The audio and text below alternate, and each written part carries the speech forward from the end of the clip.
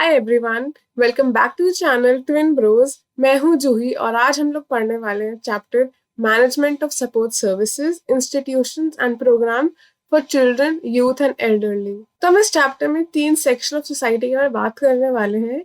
पहला है चिल्ड्रन, दूसरा यूथ और तीसरा एल्डरली। तो इन तीनों की प्रॉब्लम्स देखेंगे हम, उससे टैकल कैसे करती है गवर्नमेंट वो देखेंगे हम। So let's start with learning objective of this chapter. So after completing this section, you will be able to understand about services, institution, programs, why are they needed for children, youth and elderly. Describe the aspects involved in management of institution and program. Discuss the knowledge base and skill set required to manage and run institutional programs. यानी कि अगर आपको इस field में जाना है तो आपको क्या नॉलेज होनी चाहिए। And lastly, become aware of the career opportunities available in this field. So let's get starting with the significance, इसकी इंपॉर्टेंस क्या है। तो वी नो कि family is the basic unit of society and सबसे ज्यादा important वो होती है। And one of the chief function is to look after needs of its members. तो members in a family could include parents, children of various edges and grandparents. Composition of family will vary from one household to another, मतलब हर घर से अलग अलग होता है house hold composition का। उसमें कितने लोग रह रहे हैं, किस एज ग्रुप के रह रहे हैं। तो इस चैप्टर में वही बता रखा है। This is not a very important paragraph. हम आगे बढ़ते हैं। Generally family along with other structures of the society like school, hospital, etc.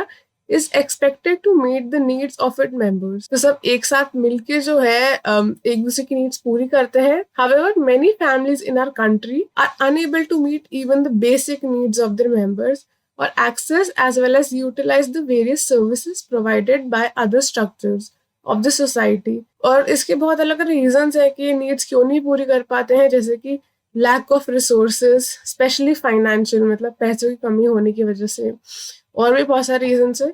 तो यहाँ पे हमें कुछ फैक्ट्स बता रखे हैं। पहला है poverty in India is widespread. We all know कितनी पॉवर्टी है। And nation is estimated to have thirds of world poor. According to planning commission of India in 2011 and 12, 29.5% of population was living below national poverty line. So you don't need to remember ये 29.5% exactly, but आपको पता होना चाहिए कि poverty widespread है। Less than 30% of our population has access to adequate sanitation facility, मतलब इतने कम लोगों के पास facilities हैं। Less than half of all deliveries in a year are conducted by trained birth attendants, मतलब कि आधे से भी कम ट्रेन लोगों से होती हैं। बाकी सारी नर्सेज होती हैं who are still under training, उनमें इतनी ज्यादा एक्सपीरियंस नहीं होता। इस वजह से क्या है, high maternal infant mortality and morbidity होती है, बच्चों की जल्दी डेथ हो जाती है, इवन मदर्स की हो जाती है। Less than half the countries house hold consume iodise salt, मतलब सबके पास आयोडाइज सॉल्ट भी नहीं पहुंच रहा है। Lack of iodine adversely affects mental and physical growth of the child. Pervasive discrimination against girls and women, which is reflected in range of adverse indicators, include nutritional and educational outcomes and declining ratio of girls to boys. अब ratio भी कम हो रहा है, लड़के ज्यादा हो रहे हैं, लड़कियां कम हो रही हैं। Why? Because we don't want girl child. ऐसा बहुत सारे अभी भी घरों में होता है, particularly in the youngest age group, are matters of concern. So ratio खराब होगा, this is also a very big concern in our country. So these were for few facts ताकि हमें पता लगे कि हमारी कंट्री में भी चल क्या रहा है। Now, for such families, the members who are in challenge and difficult circumstances, the state or the society has to step in and make effort to look after the needs of its members. तो अगर ऐसी situation रहेगी तो government को, state को, society को आना पड़ेगा, अंदर देखना पड़ेगा कैसा चल रहा है और उसको हम ठीक कैसे कर सकते हैं। This is because it is responsibility of the government and society to ensure that all citizens have a decent life. Then children and youth have opportunity for holistic development in a healthy and stimulating environment. One of the ways in which government respond to the needs of those who are in difficult circumstances is by setting up institutions and initiating programs. तो एक तरीका तो ये हुआ कि institution setup कर देते हैं, ये प्रोग्राम जैसे कि मिड डे मील प्रोग्राम हो गया खाने के लिए, उससे क्या बच्चे आएंगे, उन्हें खाना भी मिलेगा और एजुकेशन भी मिलेगी। So this will motivate them to come to school. And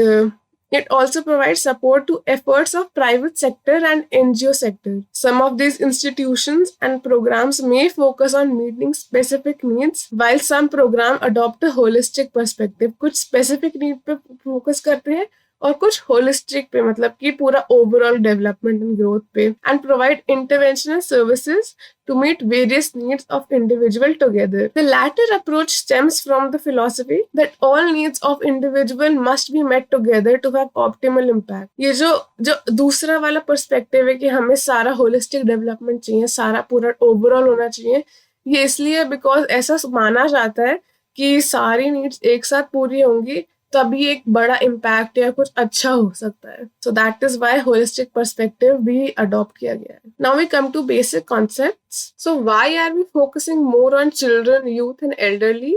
this is because these are vulnerable groups in our society.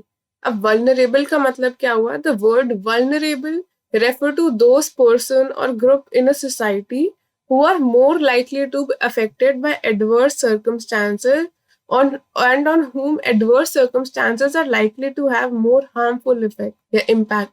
तो क्या कुछ अगर कोई adverse कुछ भी खराब हालत है, जैसे फ्लड हुए या फेमाइन हुए या फिर अर्थक्वेक, तो इन लोगों पे सबसे ज्यादा इफेक्ट पड़ेगा और ये सबसे ज्यादा हम कह सकते हैं वीक है सोसाइटी के अंदर, तो they need our support. That is why we call them vulnerable sections in our society. What makes children, youth and elderly vulnerable? तो हम ये आगे देखेंगे चैप्टर के अंदर.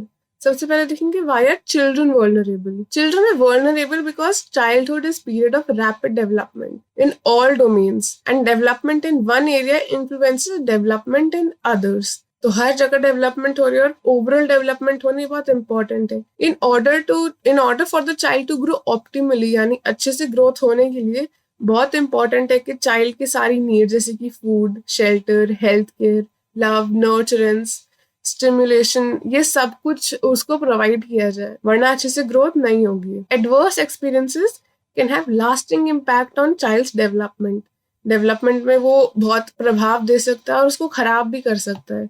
और children are vulnerable to some are more vulnerable than others. का क्या मतलब हुआ कि वैसे तो सारे बच्चे वल्नरेबल हैं, they all need our help, but कुछ जो है वो ज्यादा है. अब वो कौन से बच्चे हम ये देखेंगे. These are children who are living in such challenging conditions and difficult circumstances that their basic need of food, health care and nurturance are not met. कुछ बच्चों को ये सब नहीं मिलता and this prevents them from developing their full potential. तो इस box में क्या दिया हुआ है कि एक तो सारी पॉपुलेशन जो है वो क्या क्या उससे फेस कर रही है.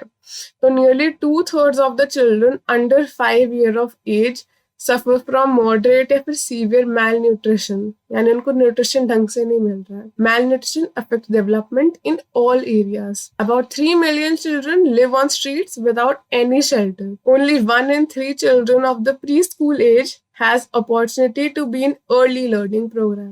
Less than half of India's children between age 6 and 14 years go to school.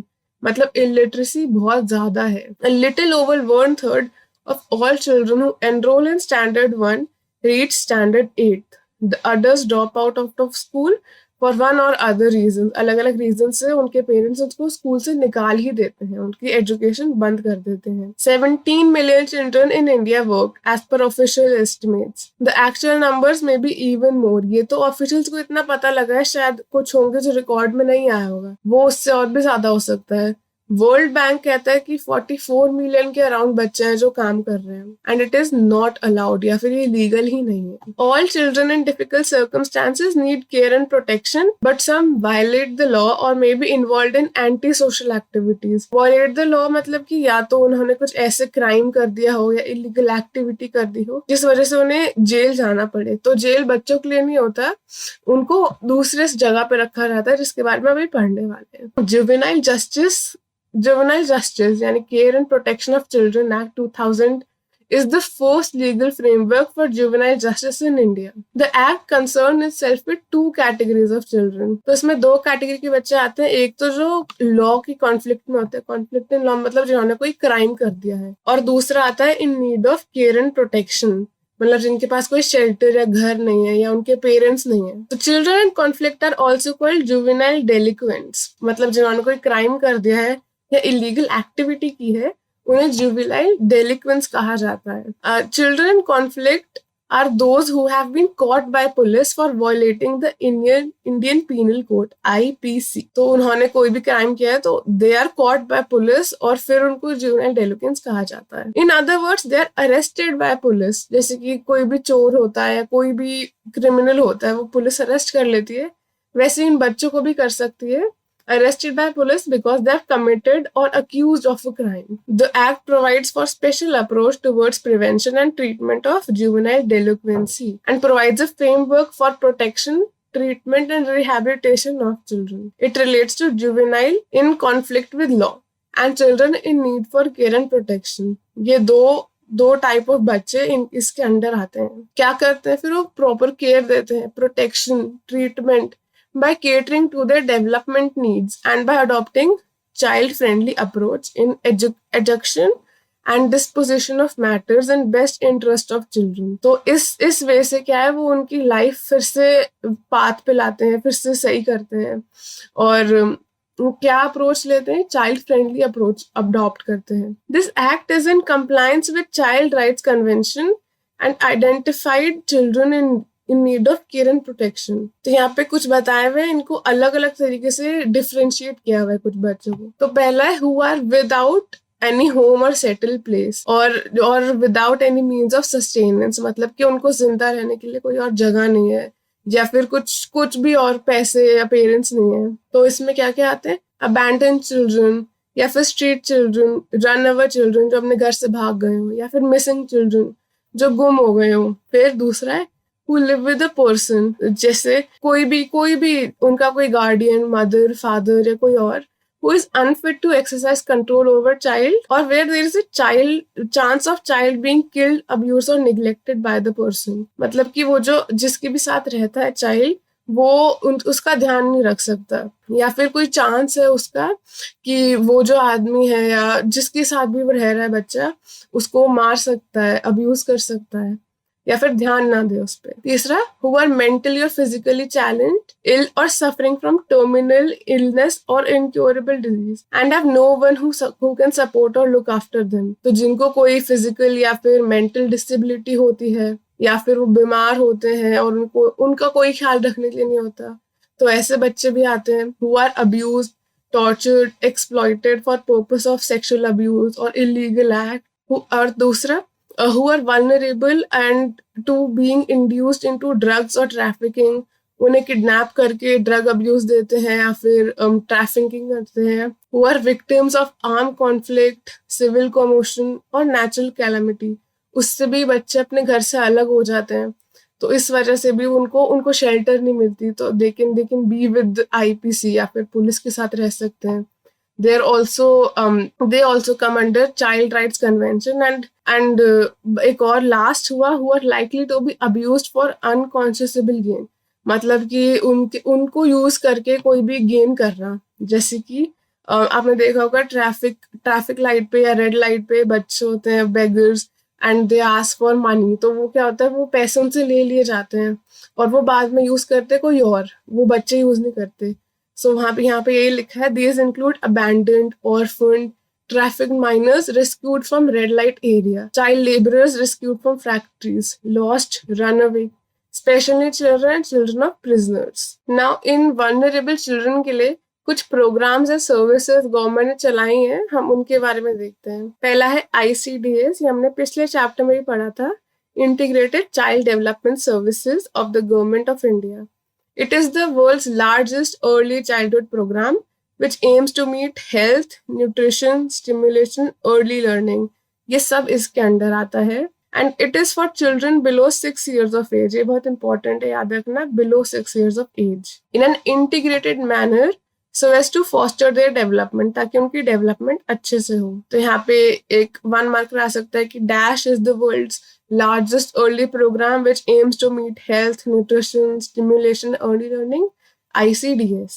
The program offers health, nutrition and hygiene education to mothers, non-formal preschoolers, education to children aged 3 to 6, and supplementary feeding for all children below 6 years age, and diet for pregnant and nursing mothers, growth monitoring and basic healthcare services such as immunization and vitamin A supplements. तो इसका purpose क्या है ICDS का, ये याद रखना बहुत important है. The programme today covers 41 million children. These services are delivered in an integrated manner at child care center named anganwadi. ये हमने लास्ट चैप्टर में भी कवर किया था. Next is SOS children village. तो ये क्या है? This is an independent non governmental, government से रिलेटेड नहीं है, ये अलग है, सोशल ऑर्गेनाइजेशन है which has pioneered a family approach to long term of orphaned and abandoned children. तो ये एक फैमिली अप्रोच रहता है, मतलब ये एक फैमिली की तरह रहता है एक साथ. इसमें होता क्या है? There is a mother who looks after 10 to 15 children. So 10 से 15 बच्चे एक साथ रहते हैं फैमिली की तरह और उनका एक ख्याल रखते हैं lady, and she is called as mother. तो उससे क्या होता है? एक फैमिली लाइक सेटिंग मिलती है उन बच्चों को जिनकी कोई फैमिली नहीं होती है, जिनका कोई शेल्टर नहीं होता. They grow up in a stable family environment and are supported individually until they become independent young adult. जैसे अराउंड 18-19 years के हो गए, वो इंडिपेंडेंट हो गए तो वो जा सकते हैं. फिर SOS families live together, forming a supportive village environment. They're integrated in local community and contribute to social life. मतलब बिल्कुल एक फैमिली की तरह ही रहते हैं. In India, the first SOS village was set up in 1964. This is very important date. ये याद रखनी है, ये 1 marker में आ सकता है. जैसे first SOS village was set up in 1964. Now the organization cares for about 6,000 nearly abandoned children in 40 unique villages across the country. मतलब अब ये पूरी जगह फैल गया है. Whenever India has experienced unrest or environmental and natural disasters, जैसे कि टॉक्सिक गैस इंसिडेंट हुआ था भोपाल में in 1984, या फिर साइक्लोन्स हो गए, कैटास्ट्रॉफिक अर्थक्वेक हो गए, सुनामीज, इन सब में क्या है? जो भी बच्चे अबैंडन हो गए, अपनी फैमिली से अलग हो गए, वो यहाँ पे एसओएस फैमिलीज में रहते हैं और वो एक फैमिली लाइक एनवायरनमेंट मिलता है उनको. तो SOS village is very helpful in these situations. And children homes run by government for children from 3 to 18 years who are in state custody for various reasons. तो ये बताया हुआ है यहाँ पे हमको कि 3 तरह के ना. तो there are 3 kinds of home for children. तो एक एक करके देखते हैं कौन सा होता है. पहला है ऑब्जर्वेशन होम. तो ऑब्जर्वेशन होम में कौन रहता है? Children who are temporarily there till completion of an investigation. उनके लिए कोई इन्वेस्टिगेशन चल रही होती है, तो जब तक वो पूरी नहीं हो जाती तब तक वो ऑब्जर्वेशन होम में रहते हैं. तो आप इसको ऐसे टेम्पररी होम समझ सकते हैं. To track down their parents and collect information on their family background. वो कहाँ से हैं, उनके पेरेंट्स कौन है, तो उसके लिए. फिर ऐसे क्वेश्चन आ सकता है differentiate between observation home and special homes. तो अभी हम स्पेशल होम देखते हैं क्या है. Special home where juvenile यानी कि children under 18 year of age, they are called juveniles, are found guilty in terms of violation of law are placed in custodial care. तो मतलब उन्होंने कोई भी क्राइम कर दिया तो फिर उन्हें कस्टोडियल केयर के अंदर रखा जाता है. उसको स्पेशल होम कहा जाता है कि वो गिल्टी फाउंड है, मतलब वो गिल्टी है. तो ये फर्क हुआ कि ये यहाँ पे तो टेम्पररी रहता है जब तक इन्वेस्टिगेशन पूरी नहीं होती ऑब्जर्वेशन होम में.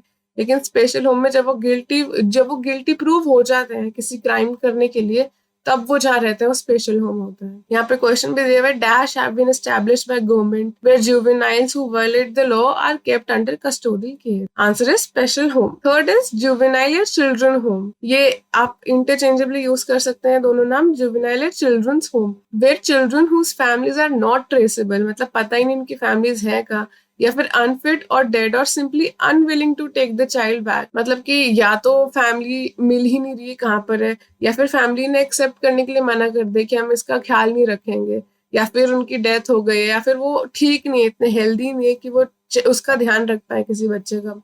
तो वो बच्चे चिल्ड्रंस होम या फिर जुवेनाइल होम में रहते हैं. तो वो उन्होंने क्या कर रखा है, पार्टनरशिप कर रखे हैं विद एनजीओज. तो वो एनजीओ में रख लेते हैं बच्चों को. तो ऐसे करके उनकी पूरी डेवलपमेंट का और उनका पूरा ख्याल रखा जाता है. Next is adoption. India has a long tradition of child adoption. Earlier, adoption was limited within family and was covered by social and religious practices. But अब ऐसा नहीं है. अब changing time के साथ क्या हो गया है, adoption legalized हो गई और institutionalized हो गई है. मतलब इसमें अब गवर्नमेंट भी इन्वॉल्व हो गई है। तो गवर्नमेंट ने क्या किया है, government of India under the advice of supreme court has considered central agency, एक सेंट्रल एजेंसी बना दी अडॉप्शन के लिए। उसका नाम क्या है, सेंट्रल अडॉप्शन रिसोर्स अथॉरिटी, कारा, CARA। तो दिस इज वेरी इंपॉर्टेंट, ये 1 मार्कर में आ सकता है। मेरे CUT में आया था अडॉप्शन के लिए कौन सी एजेंसी है, तो this it is CARA, CARA, to set up guidelines for adoption to safeguard the welfare and rights of children. So why was Central Adoption Resource Institution CARA formed? So this was formed to set up guidelines for adoption to safeguard welfare and rights of children. तो ये हमने पढ़ा children के बारे में कि वो vulnerable क्यों है और उनके लिए गवर्नमेंट ने क्या किया है। अब हम आते हैं यूथ के ऊपर कि यूथ क्यों वल्नरेबल है। नेशनल यूथ पॉलिसी 2014, उसमें यूथ को डिफाइन किया गया था as person in age group 15 to 29 years of age. तो ये बहुत इंपॉर्टेंट है, एज याद रखनी, 15 to 29। Those between 13 and 19 are called adolescence. Adolescence मतलब कि टीनेजर, 13 से 19 दे आर अडोलेसेंस। तो हमारा सोशियो इकोनॉमिक डेवलपमेंट जो है ये इन्हीं पे डिपेंड करता है, बिकॉज ये फ्यूचर है, आगे जाके इनको जॉब्स करनी है, इन्हें बिजनेस करना है। So this is very important group of section. तो youth is a vulnerable period due to many reasons. क्या क्या reasons है? एक तो बहुत सारे biological changes होते हैं body में, body change हो रही होती है इस period के दौरान. This is also the period when individuals preparing to take on adult roles, and 2 of the 4 is being earning a livelihood. एक तो पैसे कमाना and दूसरा marriage, शादी, followed by raising a family, और एक अपनी खुद की फैमिली बनाना। तो एक क्वेश्चन आ सकता है 1 marker, according to new national youth policy 2014 which age group has been considered as youth. हमने बताया youth is considered as 15 to 29 years of age, and 13 and 19 के बीच में अडोलेसेंस आते हैं। तो अडोलेसेंस के बाद अडोलेसेंस भी यूथ के अंदर आते हैं, ऐसा नहीं कि वो अलग है। एंड अच्छा, अब हम बात कर रहे थे कि वाई इज यूथ वल्नरेबल। तो एक तो बायोलॉजिकल चेंजेस आ गए, एडल्ट रोल्स, तीसरा पीयर प्रेशर इस में बहुत होता है, and pressure to excel in increasingly competitive world, competition बढ़ता ही जा रहा है। So this is also one of the reason. When the family or environment is unable to provide positive support to adolescent, some adolescent may consume alcohol and drugs, also termed as substance abuse. तो जब वो इस peer pressure को handle नहीं कर पाते तो वो इससे एस्केप करने की कोशिश करते हैं, उससे अल्कोहल लेते हैं या ड्रग्स लेते हैं। तो उससे क्या होता है, थोड़े टाइम के लिए उसको प्लेजर मिलता है, but in the long run it is very harmful for our body. So इसको क्या कहते हैं, substance abuse. And health is another aspect which is of critical concern. Youth face significant health risk of sexual and reproductive health, because वो अभी अभी उसके बारे में सीख रहे होते हैं। So they don't know a lot, और अगर आप बिना जानकारी के ये सब प्रैक्टिस करेंगे then it can lead to very harmful diseases, and many lack knowledge and power to make informed sexual and reproductive health choices. Within the broad category youth, there are some groups who are especially vulnerable. तो वैसे तो youth vulnerable है, but उसमें कुछ groups हैं जो actually और भी ज्यादा vulnerable हैं। तो उसके ये लिस्ट है, एक तो rural tribal youth, out of school youth जो स्कूल नहीं जाते, जो या तो पास आउट हो गए या फिर वो स्कूल जा ही नहीं पाए, adolescents, particularly female adolescents, youth with disabilities, youth under specially difficult circumstances जैसे कि ट्रैफिक के विक्टिम्स या फिर ट्रैफिकिंग के victims, orphan and street children। तो हमें इन सब का भी ख्याल रखना है। तो इसलिए इट्स वेरी इंपॉर्टेंट कि youth get appropriate education and training, gainful employment हो, adequate opportunities for personal development and advancement। तो ये सब बहुत इंपॉर्टेंट है, वरना उनका डेवलपमेंट नहीं होगा, कंट्री आगे नहीं बढ़ेगी, बिकॉज यूथ ही आगे कंट्री चलाती है। They also need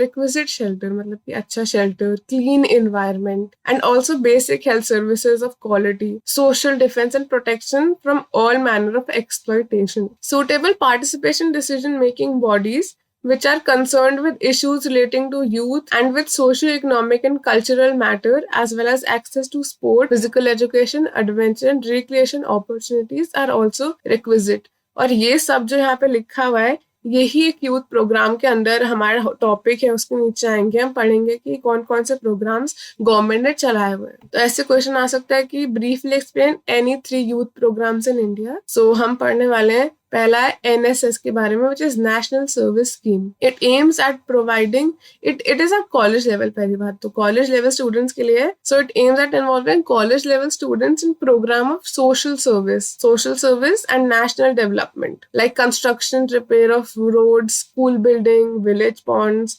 tanks, activities related to environment and ecological improvement, जैसे कि tree plantation, removal of weed from lakes, digging pits, activities related to hygiene, sanitation, family welfare, child care. और कुछ vocational training भी मिलती है, जैसे कि craft, tailoring, knitting. Vocational मतलब जिससे जॉब लग सके या फिर जॉब में हेल्पफुल हो, वो वाले स्किल्स. तो ये सब होता है एनएसएस के अंडर. सो आपको अगर इसको एक्सप्लेन करना है तो ये जो येलो में हाईलाइटेड है, this can be the definition of NSS. And it also renders assistance to local authorities for implementing various relief and rehabilitation programs. कोई भी relief या rehabilitation programs होते हैं तो वहाँ पे भी NSS use होता है, वहाँ पे volunteers जाते हैं. And they meet the needs of economically and socially weaker sections of the community. दूसरा गवर्नमेंट की तरफ से स्कीम है नेशनल सर्विस वॉलंटियर स्कीम.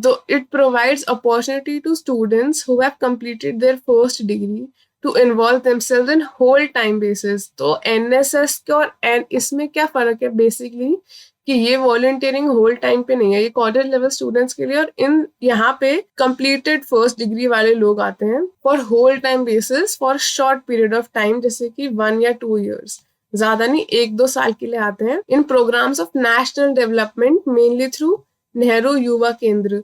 तो उसके थ्रू लोग आते हैं जिन्होंने अपनी पहली डिग्री कर ली होती है, 1-2 साल के लिए आते हैं और पूरे टाइम यहाँ पे काम करते हैं. So this is also another scheme. तो यहाँ पे क्या होता है, this involves involvement of program of adult education, establishment of youth clubs, organization of work camp, youth leadership training program, vocational training, promotion of rural sports and games etcetera. तो आपको कुछ 1-2 आप याद कर सकते हैं कि किसमें क्या होता है, आइडेंटिफाई करने को आ सकता है. तो इसलिए it is very important to know. Nehru Yuva Kendra are also aim at enabling non student youth of rural areas to contribute to development in the rural areas. तो मतलब कि रूरल एरियाज में डेवलपमेंट के लिए भी ये कंट्रीब्यूट करते हैं. Through the various activities, केंद्रस aim to popularize nationally accepted objective, जैसे कि self reliance, ये बहुत important है, secularism, socialism, ये सब डेवलप होता है जब आप इस स्कीम के थ्रू काम करते हैं. National integration and development of scientific temper. कुछ एक्टिविटीज होती हैं जैसे कि non formal education, social service camp लगाने, development of sport activities, cultural recreational program, vocational training, youth leadership training camps, promotion and establishment of youth clubs. तो ये कुछ काम आ गए under national service volunteer scheme. आपको सारे याद ना हो तो एटलीस्ट यू शुड नो कि अगर आइडेंटिफाई करने को है तो किसमें क्या काम होता है. Then promotion of adventure. Many youth clubs and voluntary organisation organise activities जैसे कि mountaineering, trekking, hiking, exploration of collection of data, study of flora and fauna in mountains, forest, desert and sea,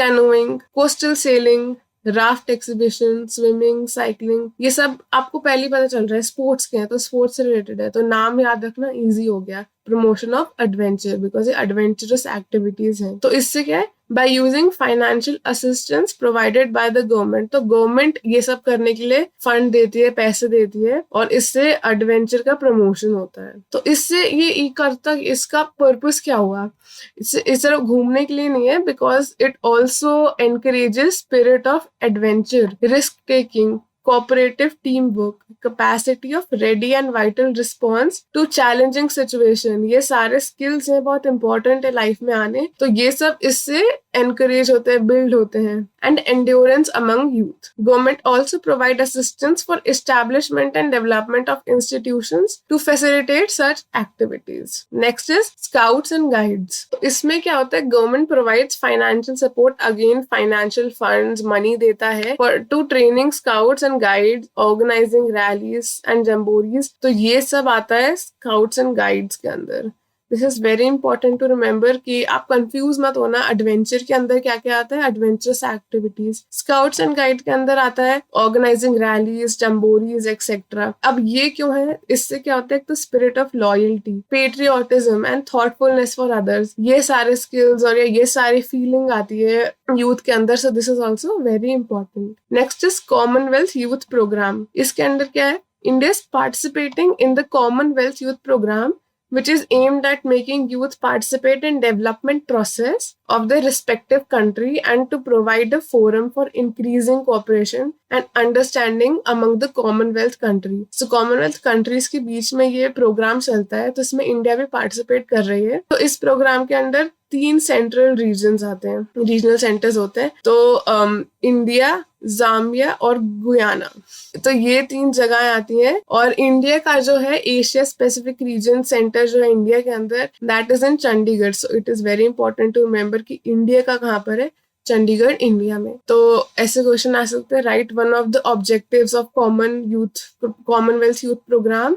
So it is aimed at making youth participate in development process of respective countries. So this can be one objective. So this is very important to remember कि कौन सी 3 countries हैं, एक तो India, Zambia और Guyana. और ये India का कहाँ पर है, सेंटर रीजन चंडीगढ़, इंडिया के अंदर। And last is promotion of national integration. तो गवर्नमेंट फाइनेंशियल असिस्टेंस यहाँ पे देती है और वॉलंटरी एजेंसीज को। तो उससे क्या होता है, एक तो greater understanding of historical and cultural heritage of the country होती है, और ज्यादा हमारी इंडिया के बारे में क्या हिस्ट्री है, पहले क्या होता था, वो सब पता लगता है। Problems faced by the people of different countries, different region and environment, social custom, क्या क्या अलग अलग जगह क्या क्या कस्टम्स है, रीति रिवाज है, वो पता लगता है। हमारे इंडिया के बारे में ज्यादा नॉलेज मिलती है basically. So this is also very important. तो क्या कैंप, सेमिनार्स, ये सब ऑर्गेनाइज किया जाता है जिससे कि नेशनल इंटीग्रेशन हो। तो हमने अभी तक 2 सेक्शन कवर कर लिए, एक तो चिल्ड्रन और दूसरा यूथ। अब हम लास्ट पे आते हैं, एल्डरली। तो व्हाई इज एल्डरली वल्नरेबल? हम सबसे पहले देखते हैं एल्डरली का मतलब क्या हुआ।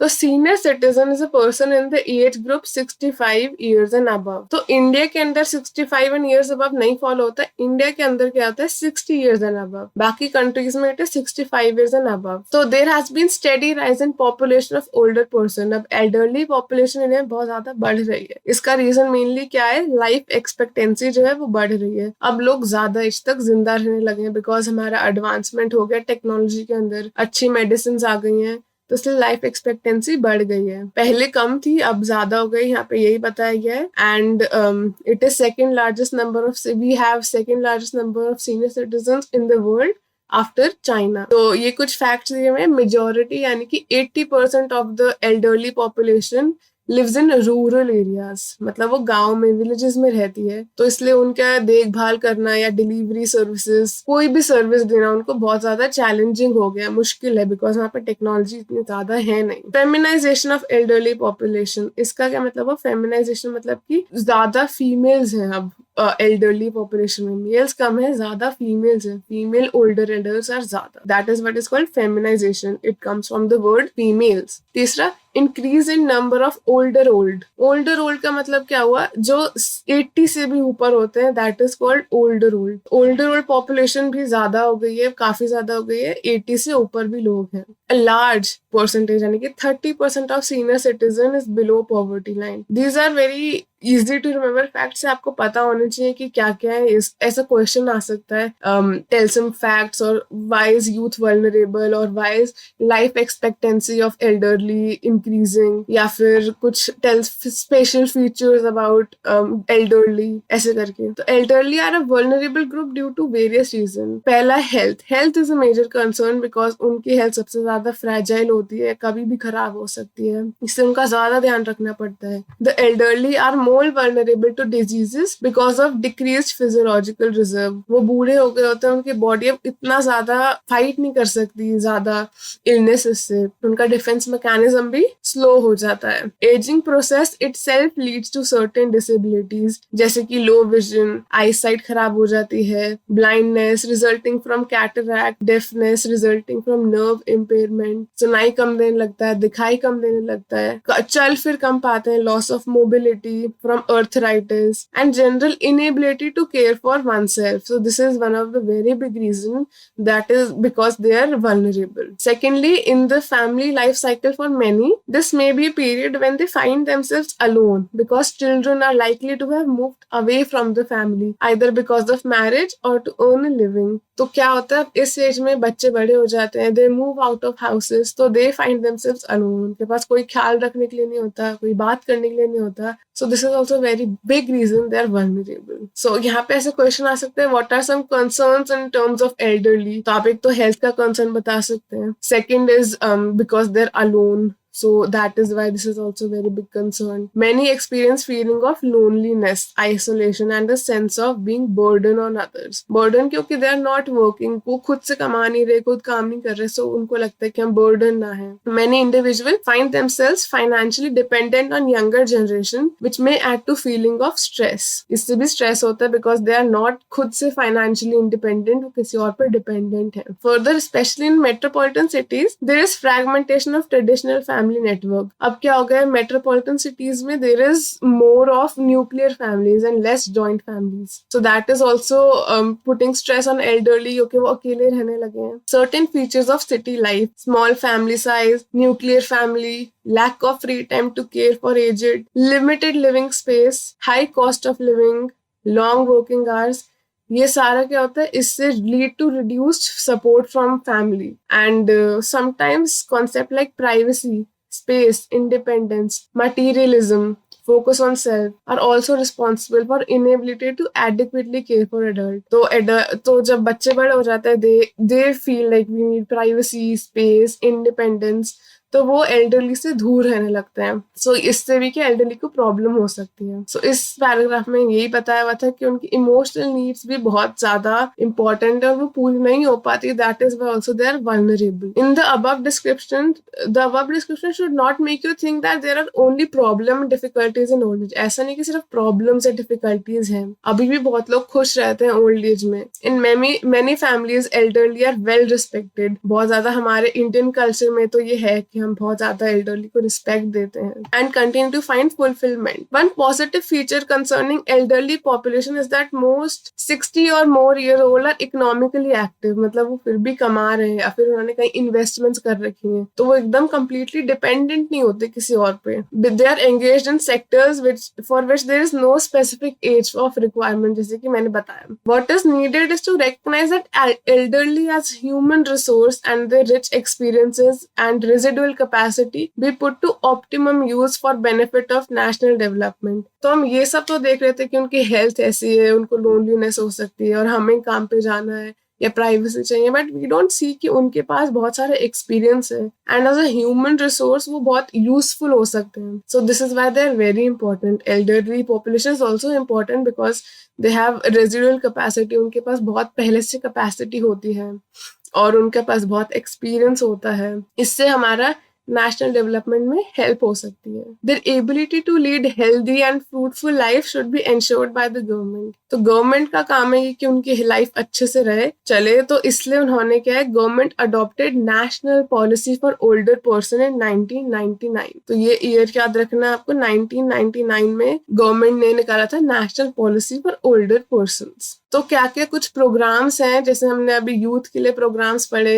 चिल्ड्रन के लिए पढ़े, अब हम एल्डरली के लिए प्रोग्राम्स पढ़ेंगे. सो पहला इस programme catering to basic needs of older person, particularly food, shelter, health. ये बेसिक नीड्स हैं, तो ये सारी फुलफिल सबसे पहले होनी चाहिए.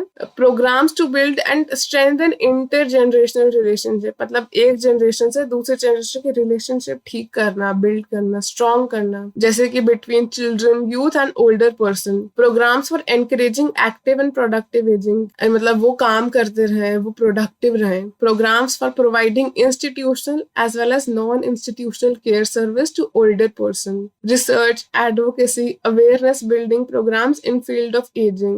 And old age home, this is very important. Old age home to provide food, care and shelter. Now what is respite care homes? Respite care homes and continuous care homes for older person who live in old age home but are seriously ill requiring continuous nurturing and respite. Old age homes में जो बिल्कुल healthy है या ठीक है काफी हद तक वो रह सकते हैं ओल्ड एज होम्स में, बट जो काफी इल होते हैं सीरियसली, उनको हर टाइम मॉनिटरिंग की जरूरत होती है या किसी की साथ की जरूरत होती है, तो वो कहाँ जाते हैं? वो respite care home. Respite care homes is like old age home but for those who are seriously ill. Then multi service centre for older person, वहां पे क्या होता है? जैसे day care, educational, entertainment opportunity, health care, companionship, ये सब provide होता है। मोबाइल मेडिकल यूनिट्स, ये क्या होता है? यहाँ पे जैसे कि नाम से पता है, मोबाइल मेडिकल मतलब मोबाइल यानी कहीं अलग अलग जगह पे फैला हुआ, अलग दूर दूर। तो यहाँ पे medical care to older person living in rural and isolated और बैकवर्ड एरिया, जहाँ पे मेडिकल फैसिलिटीज इतनी अच्छी नहीं होती, ये उनके लिए होता है। जैसे गांव में, विलेजेस में अगर अच्छे से ना हो, कोई हॉस्पिटल ना हो या क्लिनिक आसपास ना हो, तो फिर उनके लिए मोबाइल मेडिकेयर यूनिट्स होते हैं। Next is day care centre for Alzheimer disease या फिर dementia patient to provide specialised day care. तो वो नॉर्मल डे केयर में नहीं जा सकते, तो ये स्पेशलाइज्ड डे केयर में जा सकते हैं। Then there are helpline and counselling centre for older person, mental health care and specialised care for older person to provide mental health care. ऐसे नहीं सिर्फ फिजिकल हेल्थ नहीं, mental health is as important. Disability care and hearing aid, because उनकी hearing भी कम हो जाती है ओल्ड एज में। Physiotherapy clinic for older person, awareness generation programme for older person and care givers like self care, preventive health care, disease management, ये सब वहाँ पे सिखाया जाता है। ट्रेनिंग ऑफ केयर गिवर्स की भी ट्रेनिंग होती है ओल्डर पर्सन के। सेंसिटाइजिंग प्रोग्राम फॉर चिल्ड्रन, बच्चों को समझाया जाता है to spend more time with elderly people और give shelter to them in their homes, या उन पे डिपेंडेंट, उन्हें अपने पे डिपेंडेंट करना चाहिए, ऐसे करके। Particularly in schools and colleges उनको सेंसिटाइज किया जाता है। National old age pension scheme, this is very important. तो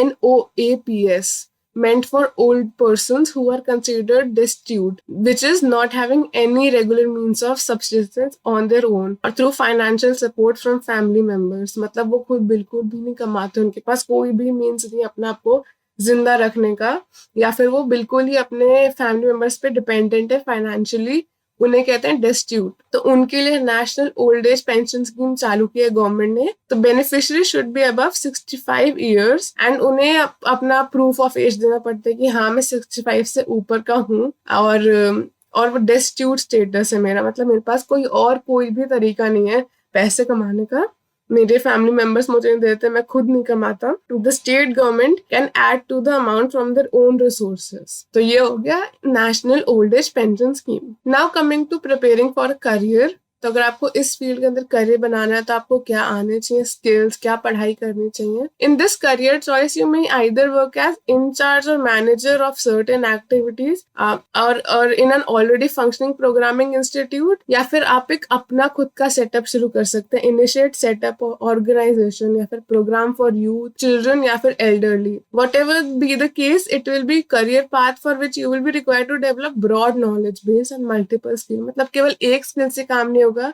बहुत सारा नॉलेज, बहुत सारे स्किल्स चाहिए होंगे, because this is a very broad field, इसमें काफी सारा काम आना चाहिए। Let us first understand what management of institution programme involves. हमें क्या क्या आना चाहिए अगर हमें इंस्टीट्यूट या प्रोग्राम को मैनेज करना है तो। So we need to have abilities and skills of planner, manager and evaluator, may be even an entrepreneur जो अपना खुद का काम चालू करते हैं, और knowledge of the basic needs and characteristics and modes of care giving for target group will be also necessary. मतलब आपको समझना पड़ेगा आप जिस ग्रुप के बारे में पढ़ने वाले हैं या जिसके बारे में काम करने वाले हैं, एल्डरली, चिल्ड्रन, यूथ, उसके बारे में आपको सारी नॉलेज होनी चाहिए। आपको एंटरप्रेन्योरियल स्किल्स होने चाहिए, प्लानर आप होने चाहिए, मैनेजर, इवेल्युएटर, रिस्क कैसे लेना है, ये सब पता होना चाहिए। यहाँ पे क्वेश्चन है, Seema works as a planner in an organization for the elderly. She has to meet people from different backgrounds, both inside and outside the organization, in relation to work. Explain what skills she would use and which two groups she might have to talk to. तो ये जो skills है सारे जब हम पढ़ने वाले हैं people skills के अंदर, ये सारे स्किल्स सीमा will need to have. People skill होते क्या है? पीपल स्किल इज रनिंग और working in an organisation means interacting with people. तो जो अच्छे से इंटरैक्ट कर पाता है, that person said to have people skills. The following are groups of people you are likely to interact with. तो इन लोगों के साथ आपको इंटरैक्ट करना आना चाहिए। पहला है कम्युनिटी। अ प्रोग्राम और an institution for children will be successful if the community feels a sense of involvement. पूरी कम्युनिटी को इन्वॉल्व करना बहुत जरूरी है एंड ओनरशिप इन इट, तभी कोई प्रोग्राम या इंस्टीट्यूट सक्सेसफुल होगा। Participatory planning, management and implementation are the pillars of effective programme. Thus, building linkages with community and involving community participation will be a major aspect of your work। तो अगर आपको इस field में काम करना है तो आप में पीपल स्किल्स होने बहुत इंपॉर्टेंट है एंड कम्युनिटी से बात करना आना चाहिए। You should make them feel like they are involved in it. दूसरा is the private sector. Private sector financial institution, companies, organisation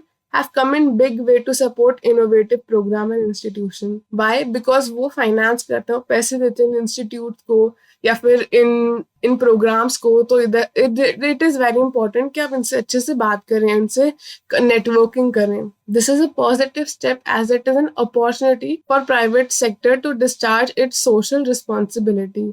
और उनकी भी कोई सोशल रिस्पॉन्सिबिलिटी होती है तो वो भी इससे पूरी हो जाती है, because they take part in these activities which help the community as a whole। तीसरा, officials in the government। तो आपको गवर्नमेंट ऑफिशियल से बात करने आनी चाहिए, अलग अलग डिपार्टमेंट्स के, जैसे जो कि फंडिंग करें या फुलफिल अदर लीगल रिक्वायरमेंट्स। तो इसलिए this is very important. And चौथा, people within the organization. आप जिनके साथ एक्चुअली काम कर रहे हैं for smooth functioning of the organization, it is important that the people, both beneficiary and the personnel working therein, enjoy harmonious relationship with each other.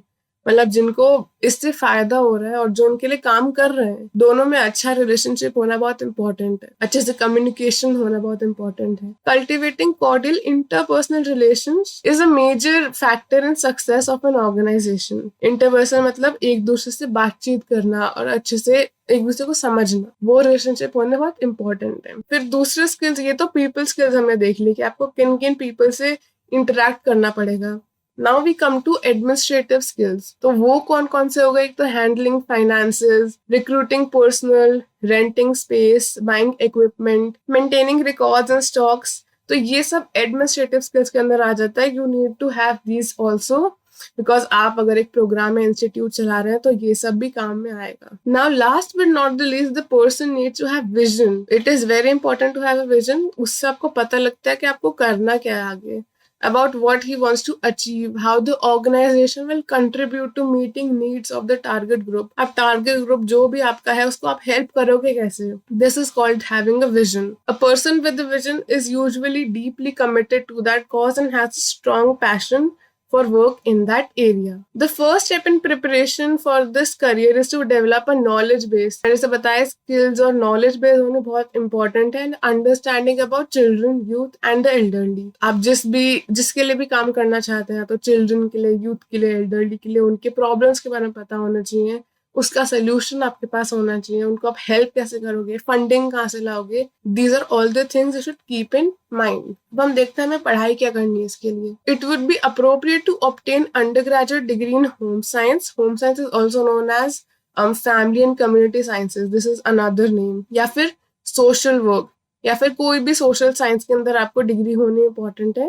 And these degree usually focus on the vulnerable groups of the population, जैसे हमने भी पढ़ा। You can choose to enter employment market after undergraduate degree or choose to further study। मतलब या तो आप अपना undergraduate degree पूरा करके आप जॉब ले सकते हैं या फिर और ज्यादा पढ़ाई कर सकते हैं, जैसे पोस्ट ग्रेजुएशन डिग्री ले सकते हैं। You can also explore opportunities provided by open and distance learning in the country to pursue the programs which will equip you to work with children, youth and elderly। तो आपको जरूरी नहीं कि आपको जाना ही पड़े या फिर आपको फुल टाइम करना है, आप ओपन डिस्टेंस से भी कर सकते हैं। Indira Gandhi national open university, IGNOU जिसको कहते हैं, it offer program which may be of interest to you. तो कुछ courses which are available are certificate program in NGO management और diploma in youth development work. इसको आपको याद रखना है कि आप क्या क्या कर सकते हैं, what you have to study in order to enter this field. There are state open university as well which offer programs through distant mode. It will be worthwhile to explore websites of IGNOU जो मैंने अभी पढ़ा है, Indira Gandhi National Open University, IGNOU and other state open universities for more detail. Lastly, coming to scope of this field, तो career avenues हमने यहाँ पे देखे हैं, यहाँ पे ये रहे. तो इसका क्वेश्चन कैसा आ सकता है? With knowledge of management of support services, which career options can you choose? क्या क्या बन सकते हैं हम? तो अब तो एक तो set up your own institution for services to any target group, be a manager in an established institution or a program, वहाँ पे manager की position, या फिर functionary at any level or cadre, or be a research consulting or assessing, evaluating in an existing program or institution. या तो आप अपना खुद का institution चला सकते हैं या कहीं और manager या functionary या फिर researcher की तरह काम कर सकते हैं. So with this, our chapter comes to an end. I hope you enjoyed the chapter. Thank you so much for watching. Please like, share and subscribe the video. Bye.